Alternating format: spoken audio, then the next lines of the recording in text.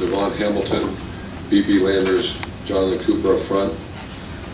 Coop played exceptionally well, great effort, energy. Linebackers was Tuck Borland, and the back end of our defense, Brendan White, graded champion, and so did Jeffrey Okuda. Player of the game was Malik Harrison. Arguably his best game as a Buckeye, and was all over the field. Had 5 tackles, assists, 2 tackles for loss, and a sack. On offense, offense champions, you have offensive line, all 5. Isaiah Prince played exceptionally well. Pridgeon, Malcolm Pridgeon, Michael Jordan, Demetrius Knox, there in Munford. And once again, the respect we have for that defensive line to play the way they did. They played outstanding. The quarterback did fairly well too. He's 20-31 for almost 400 yards, 396, 6 touchdowns, 0 interceptions, and once again tying that in with the offensive line, 0 sacks. Running backs played hard. Mike had 13 carries for 96 yards, and J.K. had 12 carries for 46 yards. Also did well in pass protection. Tight end Luke Farrell played very well once again against. He had to block some of those defensive ends a few times and had 2 catches for 16 yards. And the receivers were exceptional. As a group, they had 378 receiving yards and 6 touchdowns. Excuse me, against the #1 pass defense in America. You had Johnny Dixon, grade out champion, KJ, Terry McLaurin, Chris Olave, who've been talking about him for some time now. He had 2 receptions, 2 touchdowns, and a block punt, which we'll talk about here in a minute. And the player of the game had a career day, 6 receptions, 192 yards receiving, and 2 touchdowns, and that's Parrish Campbell.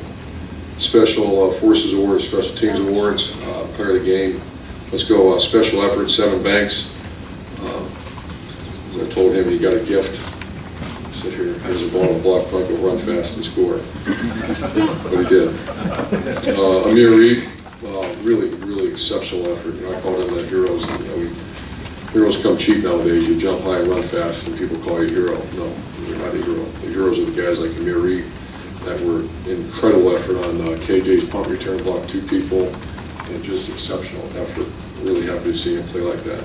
KJ Hill with a 22-yard punt return, and our kicker, Blake, was 10 on 10 in kicks, and really did a nice job on kickoffs. Average hang time was 4, which is, you know, maybe you do most, you played your very best, and he did. Players of the game, Chris Olave, he's an elite player as a freshman, and you got to be careful anointing the guy that soon, but he's tough. He also runs down, I think he ran down on 7 or 8 kickoffs for us. Justin Hilliard's as good a special team player that I've been around. Had a key block also on the hands team. And then Keandre Jones really had hell today. Just starts on 3 units, and we call him the 4-6 guy. 4 to 6. Effort-wise, he was phenomenal. Honored to represent the East in the Big Ten championship game. That one's over, and get ready for a team that plays excellent defense. I just got been watching them for about 3 hours, and I've not studied their offense, but obviously got an elite quarterback, and they do things very well. So with that, I'll answer your questions. Front row left, Mitch. Urban, you talked a little bit lately about Dwayne and his development as a team leader. I was wondering, can you point to one point in the season, one play, one game, one period of time where you thought, okay, this guy's going to be the leader that I want him to be? One point that'd be hard. I think the Maryland game was one that he dropped his pads and dropped some other things probably too. And I should say that.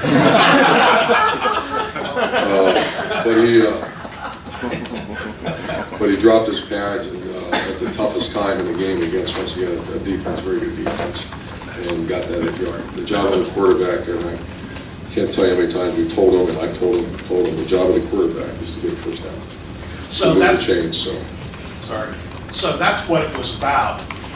More than anything was being able to run the ball and get.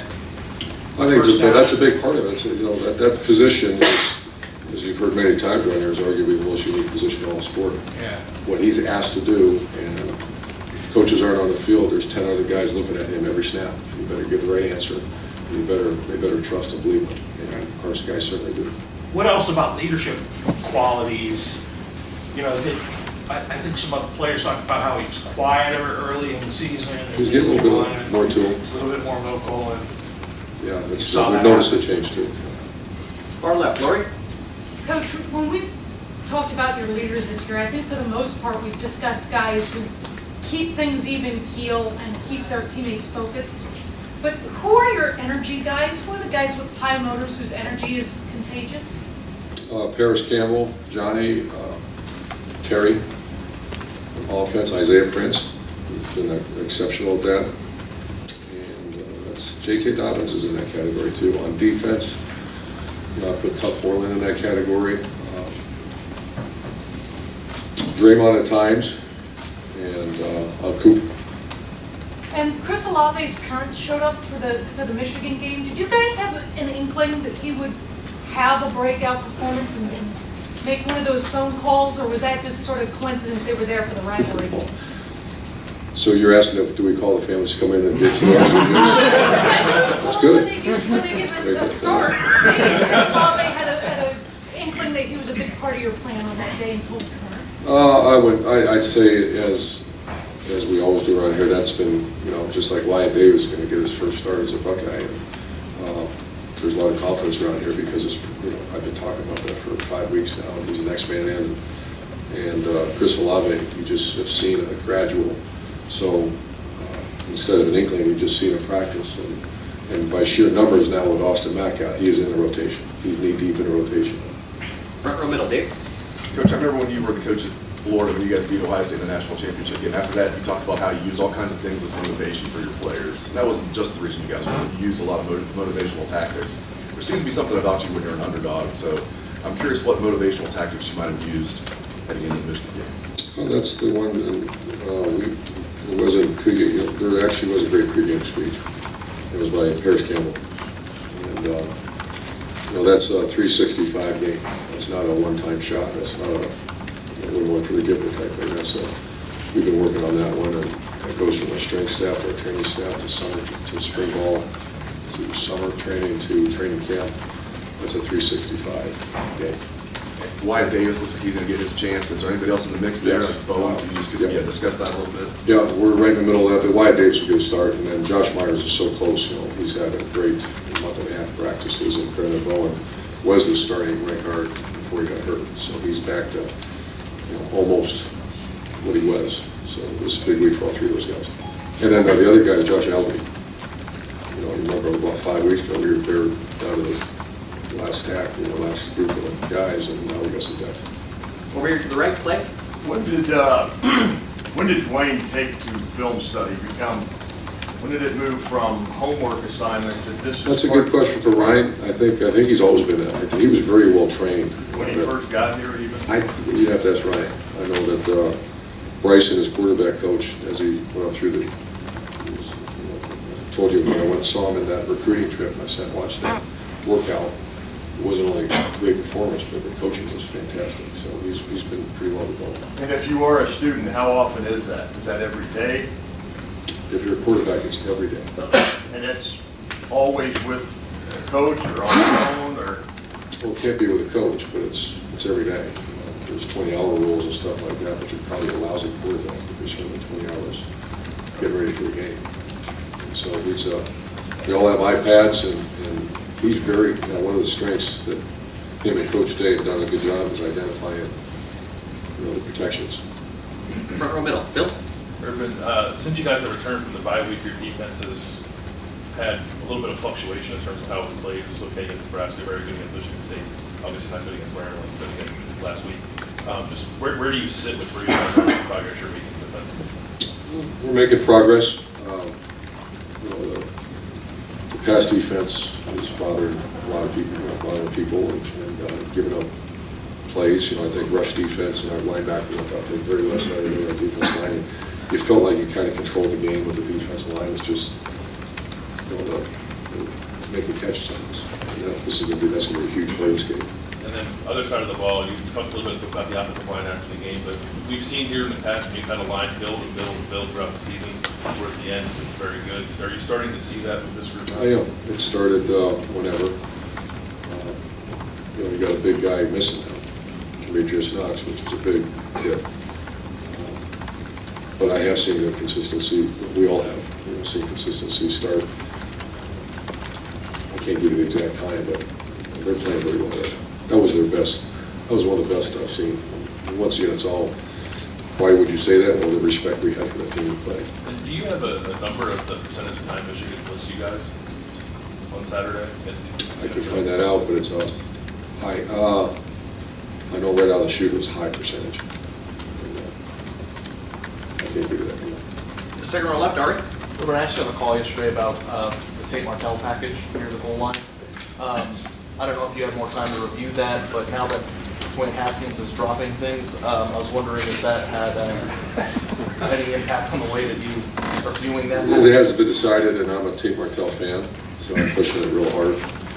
And we're going to do what's best. But I think your question was appropriate yesterday, but it's certainly not him.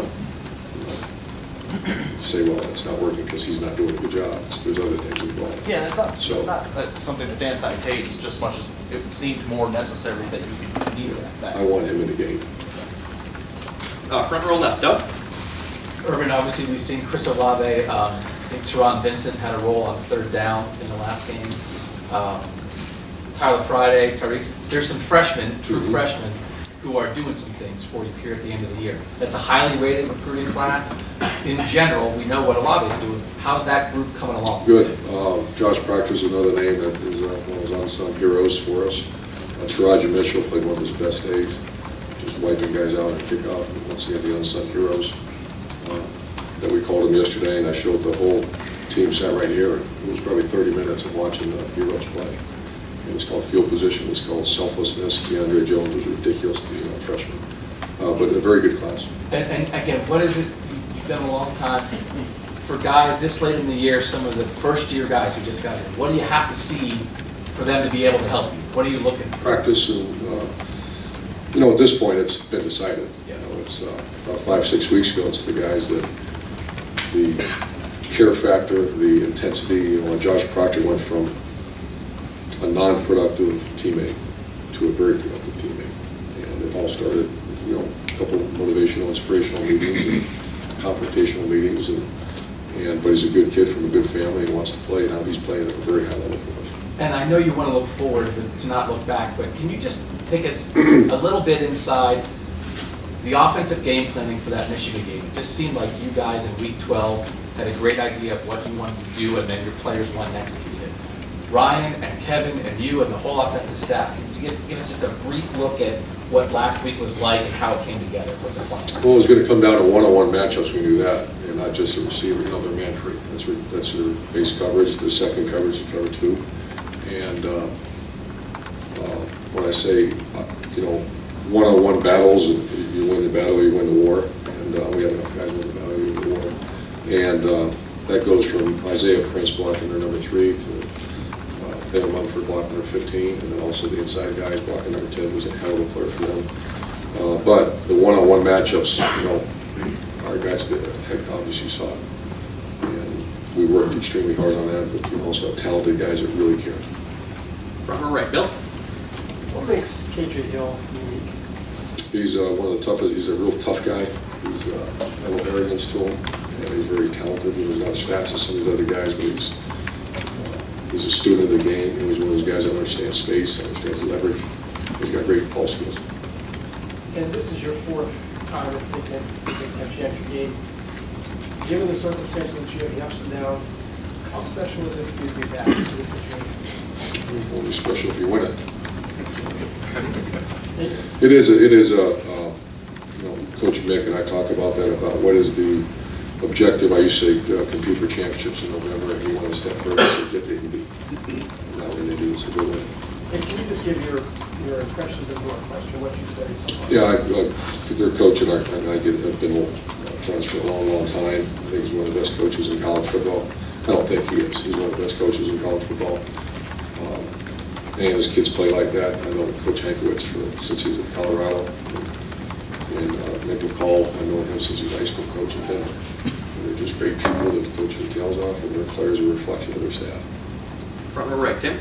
Yeah, following up on that, specifically defensively, what is it that you see from them that just stands out? I mean, They keep it in front of you. They're very smart guys. They, obviously, I'm getting too much technical, but it's just they understand it's all tied together.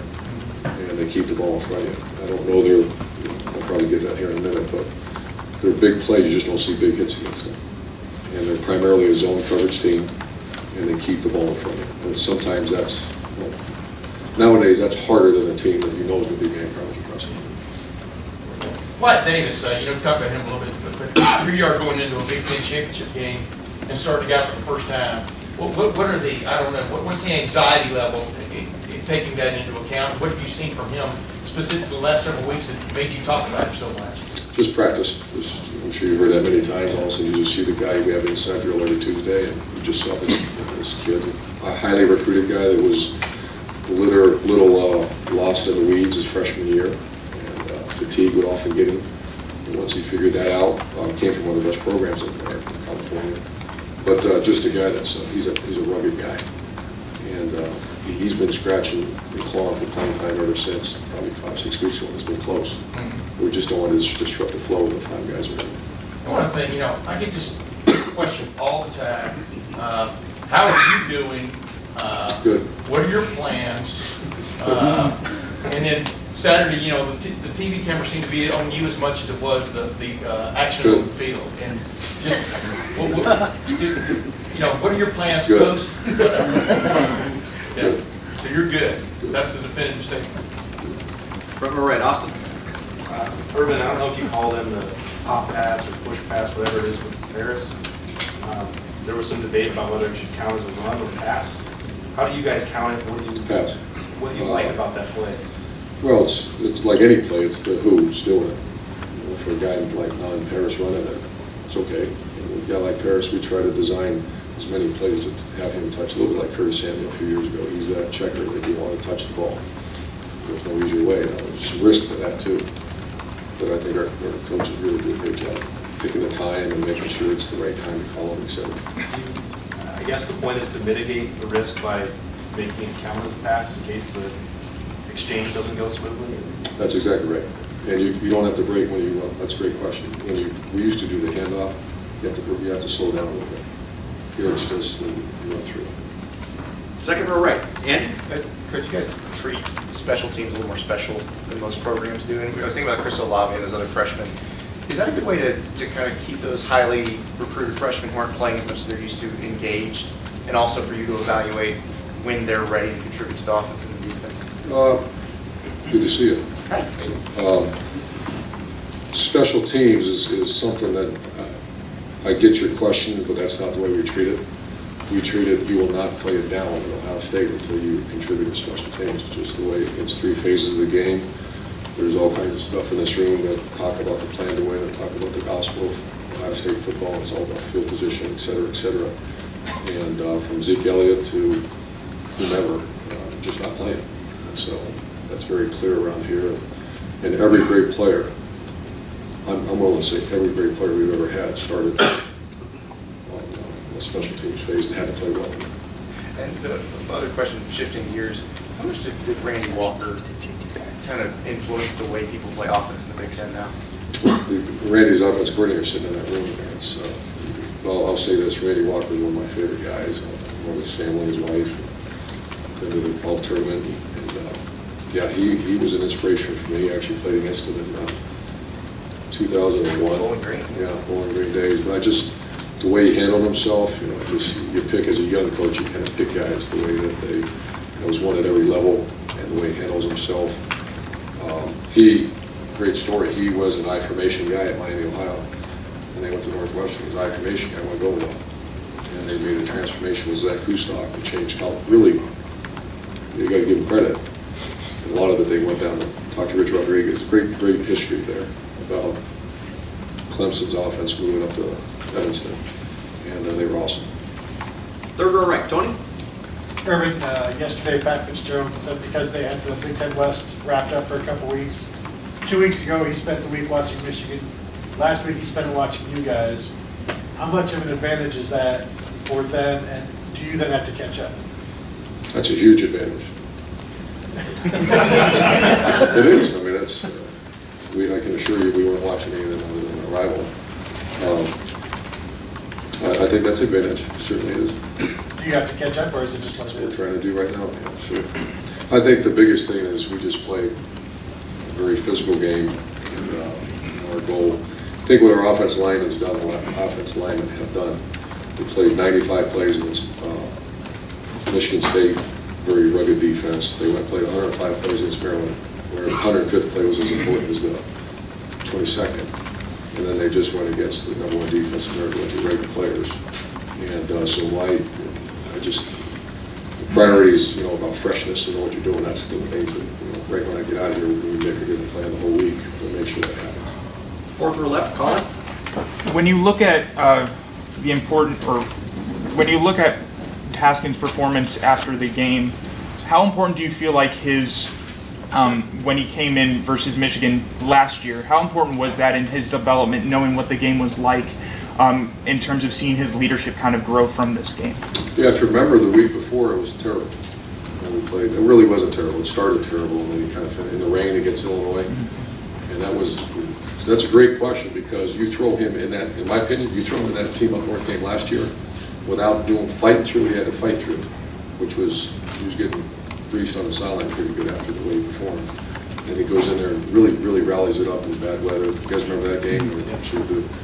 And that is all, that's, filling your toolbox is the term we use around here.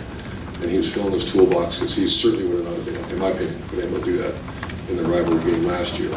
And then obviously the way he's been playing, it's constant experience and filling the toolbox. Yeah, and when you see, what does he need to prove, if anything, this week in his first championship game as that leader for this Go offense? win the game. Offensive football is a 10-yard war, and win each war. And however you get that first down, get the first down. That's the way we approach it. And final questions, second row, Rob. Urban, you've done this a long time. There's this idea of playing to the level of your competition. If you look at results this year, it could be argued there's been some of that.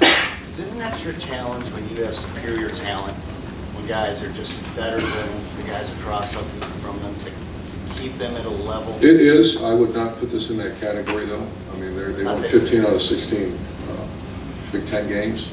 You watch them play. They're very, they're not averaging 55 points a game, but they're very productive. I think they only have 2 fumbles lost the entire year. Kicking game, very sound at what they do. I mean, it's so, yeah, we play the level of competition. That happens sometimes. We'd like to not have that happen, but it does. That certainly is not this case. And I've already talked to a lot of our players, and the greatest thing about this day and age, where it was hard 20 years ago, it's all digital video. It's on an iPad like that. They're watching it. Our players already reaction to coming as well, especially their defensive front. And I don't know if that number 2 is going to play, but he's a dynamic player, and their quarterback's outstanding. I know you don't talk playoffs, but you realize how important it is to put back-to-back Michigan-type performances together? Their punt, they've rushed 12 times in the punt rush. So we got to be prepared. They skinny the short edge too, so we have to be really sound on that. Last thing, piggyback on Tim's question, no disrespect, but you're 7-0 against Michigan. There's speculation out there. Will you be coaching Ohio State next season? I plan to coach, and their kickoff team is very good too. Really understand containing those type of things. Have a great day.